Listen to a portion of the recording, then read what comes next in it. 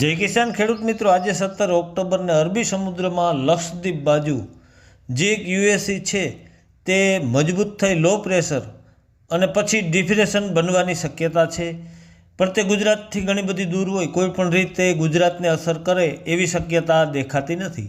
તેમજ સૌરાષ્ટ્રમાં કાલે તેમજ દક્ષિણ ગુજરાતમાં જોવા મળ્યા વાદળો. તો ખેડૂત મિત્રો, ચિંતા ન કરતા આજથી વાતાવરણ થાય ચોખ્ખું ને પૂર્વ તેમજ ઈશાની સૂકા ઠંડા પવનો આવે છે, તો ચિંતા કરવાની નથી. ખેતી કામનું આયોજન ઝડપથી કરવાનું છે.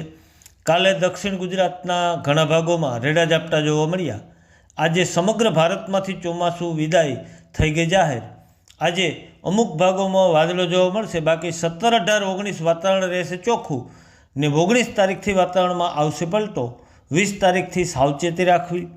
સૌરાષ્ટ્ર તેમજ પૂર્વ ગુજરાત, મધ્ય ગુજરાત ને દક્ષિણ ગુજરાતમાં વાદળ બની શકે ને રેડા ઝાપટા આવી શકે, તો ઢગલા ઢકાઈ જાય એવી આપણે તૈયારી રાખવાની છે.